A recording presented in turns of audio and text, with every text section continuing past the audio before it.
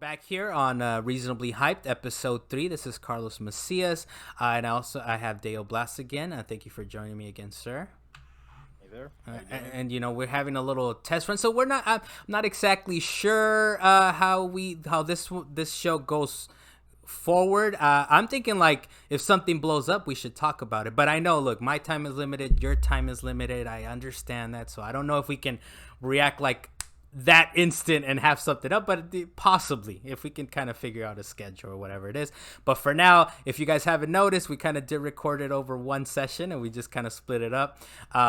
So this is the last topic for this episode 3.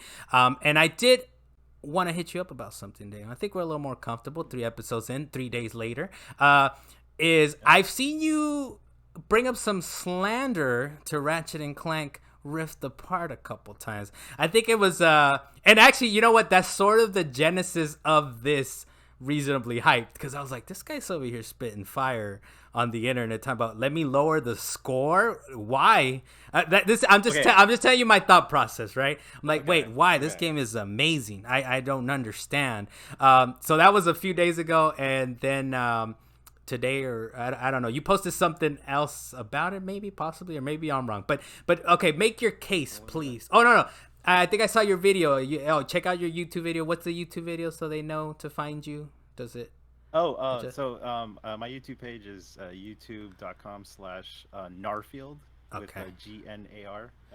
There you go. LD. I think on there you gave some thoughts on it, and I was thinking like, wait, this guy really loved it, but what's going on here? So please defend yourself, sir. Oh no, you said it's a children's game. That was one of the things, but please go ahead. My bad, man. I keep interrupting you here. Go ahead. Okay, so I am very aware that this game is a technical marvel. It is beautiful to look at and to behold. It's doing things that not a lot of current games in 2021 are doing, and it's phenomenal. It looks great, sounds amazing. The thing I gave it a 9 out of 10. If that, that's a really good score. It's a pretty good score. Yes, it's a pretty good score. Yes. So to me that's like kind of like PhD level kind of stuff right there. I'm sorry, help me out. What's PhD? I'm sorry. What's PhD? PhD is kind of like out of your entire field of like video games, right? Oh, okay. PhD like on an educational level type of. Okay, got you. My bad. Yeah. So that one is definitely overachieving and like pushing the boundary of certain technologies that are available to us now, right? Like ray tracing, the SSD drive, and everything like that. So I gave it a 9 out of 10. That's great. The reason why I want that, after a few days after finishing it, I was like, my problem was with it. I played it and finished it so quickly that like it just kind of came and went. Like I don't care about it anymore. Yeah. And so it's just like it was such a brief game, and I played the entire game. I got the platinum for it, and I played it on the highest difficulty possible. Oh, we're platinum buddies. We're platinum because I just platinumed it earlier today. Yeah, and it's fun. Like it's great. But the thing is, just like after I was done with that, like I had no want to go back and play it ever again. Like I'm done with it. Like I never want to go back. So play that again. Look, maybe I'll put it on to show some of my friends or whatever. It's like, hey, if you don't have an OLED and you don't have a PlayStation 5, this is the game to get for those type of deals. Like right now, that will convince you to buy. So this is my counter to that. My counter, and it's probably just a matter of philosophy. Right? To me, I love short games. And I love this specific type of short game, just on a lengthwise type of thing. The fact that it is like a 6-7 hour game, maybe pushing it even at that, just through your first playthrough, and then that's fine. That's perfect. I understand that there's like sometimes there's an hour to dollar ratio or dollar to hour ratio where people are like, wait a minute, I'm paying $70 for this thing. But it's like, and you just, you did say it, right? But this is a state of the art game. This is like if next gen, like, yes, Returnal came out, but no, you give me a roguelike with prettier graphics. I don't want that. So I was a little surprised on the length. I will say that, because like, oh wow, the $70 game and it's 6-7 hours, but the replayability of it's great. And maybe you have a counter to this as well, but to me it's like the trophies were kind of perfect too, because they actually don't force you to play through a new challenge mode. They're like, well, you do have to dip into new challenge mode because some of the weapons are exclusive to that mode. New but game plus. but I think so. I think it comes down to like, and like I said, maybe it's a philosophical thing. To me, it's like I would rather play a 5, 6, 7, 8 hour beautiful game. The graphics are incredible, state of the art. I know we've been saying it about these games that they're Pixar quality. We'll say it again. This game is Pixar quality. They really are, man. That opening scene with like the parade, that's a tech marvel right there. It's the graphics are amazing, right? You're really taking advantage of this PlayStation. The controller vibrations and everything are incredible. The sounds that come out of it. I was actually just playing it earlier today, and one of the guns, like a repeater gun, like it's actually click, click, click, click, click, click, click. Like I'm like, you can feel the different weapons coming from it. I like the ice gun, the freeze gun or whatever it's called. Yeah. Because you could like when you press the adaptive trigger or whatever, like you feel the tension, and then like when it shoots off, you could feel it like rolling on the ground when it like freezes enemies and stuff. Yeah. Really cool. It's one of those things. I had mentioned it on Salient Points, I think a couple episodes ago when we were talking about this game. Was it kind of reminds me when Nintendo was kind of promoting the Switch controllers, where they're like, look, put it up to your ear, you can hear sand in there. But it's gimmicky nonsense. Sure, it has that capability, but no, we're getting the sense of it in this DualSense controller, right? It's not just a marketing. It is a marketing gimmick, right? But when they take advantage of it, you can feel it. You can feel the difference. I would say. I think that's a fair assessment of that, because like there are very particular weapons in the game that Ratchet uses that like half press does something, whereas a full press does something else. Like there's like that's the dual function. Yeah. So that's a totally new way to shoot in a game. And even that is sort of a little gimmicky, because I ultimately went with I'm just pressing L2. What is this half? What is this half trigger when it's just L2? Okay, so that kind of helps my argument a little bit. Okay. So this is another reason like why I wanted to drop the score a little bit, was because they gave you all these crazy ass weapons, right? And they're amazing. They do fun stuff, and they do kind of different things. But like when you fight certain enemies, you would assume that like, okay, this gun is good and really good against this type of enemy, or like this other kind of gun is good against this type of enemy. Because like ultimately in the game, there's only like 3 different factions, and all of the 3 factions are kind of similar in like the mid, like the low tier enemies, and like the mid boss tier. I know what you mean. They do try to switch it up. They do try to switch it up. Because my favorite thing is that if I find a little bit of a cheese, I try to use it at all times. So my cheese actually became I'm sending not the Mr. Sircon, which I miss in this game. There was no Mr. Sircon, but they have like the little plant fungi type of thing. Those are useful.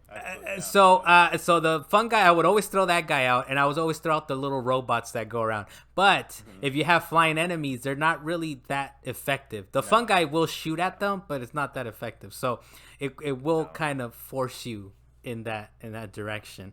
But those things help, but like they're not like specialized enough for that type of thing. And so like I kept thinking, like you could literally use any weapon to defeat any given enemy type. Yeah. Like, and it'll kind of be the same, damage. For every single type of enemy. So I was like, kind of like, well, then what's the point of me using like this other gun, other than to like unlock? Like, now that I'm thinking about it, and you're making some fair points, some salient points here. I think I'm thinking like what I was thinking in my head right now. It's a fun romp. I don't know if that applies. It's a fun romp, but I understand that you want more from it. You demand more from the game. But like you said earlier, it's just like the expectation might be different. So it's just like at the end of the day, I have to frame it up as a children's game, because it is a children's game. Like story wise, weapon wise, and accessibility wise. Like when I was digging through the menu, and did you ever go through like the accessibility options for it? I didn't in this unless the trophies or something are promoting it in the way like Last of Us. When I went back to get the trophies, the platinum for Last of Us 2, it actually was easier. For me to turn on accessibility, and I know that's not the point of the accessibility options, but for me it was like, but the fact that they have it's nice, right? So it's just, and that was like the type of accessibility they wanted like everyone from like a kid that never held a controller before Yeah. to be able to play this game. Yeah. And so I was like, okay, I could see that. So then I shouldn't expect like a really like sophisticated story or sophisticated Yeah. gunplay out of the whole thing. So that's why I'm like, I really I want to dumb it down, but I can't you know 'cause it's what? so technically good. This one, it's anecdotal, and the pushback, I guess, for me, that it's a children's game, because it's funny. That's one of the hot takes that I was thinking, like, what do you mean a children's game? It's just a fun, like, these Pixar movies. There's like a Soul that came out, right? That's like, sure, it's a kids, it's child friendly. How about it's child friendly, but Yeah, but I I think that's a think more accurate way it's of describing child it. friendly. But I will say this one. So I have an 11-year-old daughter. I'm like, are you gonna play this? And she's like, nah, I'm not interested. So if it's a children's game, or it's people like us that maybe were teenagers when, I think the first one came out in 2002 or something like that, and we've grown up with the series, maybe that's what it is, that I don't see it as a children's game necessarily, because like, wait a minute, in 2002 I was like 11 or 12 or something. So I grew up with the series, and maybe to me I see it as sort of a throwback, possibly. Maybe that's what it is, because I was like, why is he calling it a children's game? It's not a it's child friendly. Sure, but Child friendly. but I will say, I will not die on what do they call it, the die on my sword or anything, saying that it's not a children's game, because you can obviously make that argument that it is for children. But I think the marketing of it, the fact that this is a next gen game, I don't know. I just haven't seen it promoted that way. But that's a fair take on it, to be like, it is a children's game. So I mean, go I ahead. thought about it. I kept going back and forth about if I frame it that way, it makes it easier for me to lower the score. But and then like I keep thinking about, then I go down this whole spiral of like Yeah.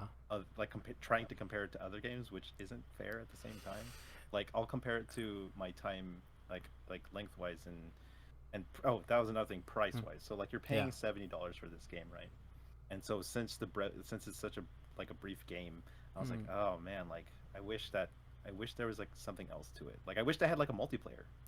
Yeah. Because I feel like they could easily turn it into like And I think there was a multiplayer multiplayer arena, version at some point, or There an was, arena style, right? For in the series, in in the the series there franchise was at one. some Yeah, point. I don't remember Yeah. what it was called, but they did have one. And Yeah. so I was like, maybe they, it's Insomniac, and those guys like they do stuff like all the time with their existing games, like Yeah. trying to update it. So maybe there might be like a DLC. I think they might be done, man. I think it's its own self-contained. Maybe we That's get what like I'm a saying, story it might. expansion.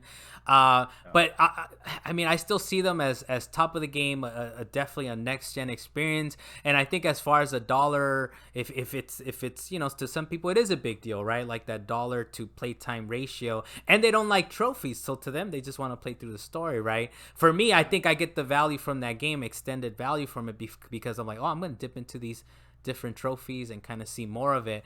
But I think I think it's a great game. Pick it up. If it's $70, you kind of balk at the price. I know Dalen, he's already like, I'm about to buy this game. Should I buy it? And I'm like, look, I'll be done with it in a couple days. You can borrow it. He's like, okay, yes, because I don't want to spend the $70. But we'll end it on this one. So your official score, if we will, have you settled on a score then? No, okay. So I'm leaving it at 9 right now because Okay. there's nothing like it. Okay. But I will play it since it's so brief. I'll replay it again in a year from now, and I'll Okay. see if my tone has changed. Got you. So, I was hoping you were gonna say 8.5, so I'm like, I'm giving it a 9, man. Obviously, it's a 9. no, Obviously. it's a 9. All right, so I'm Carlos Macias, and Deo Blas. Thank you for joining me, sir. This has been reasonably for having hyped. me. We'll see you guys next time.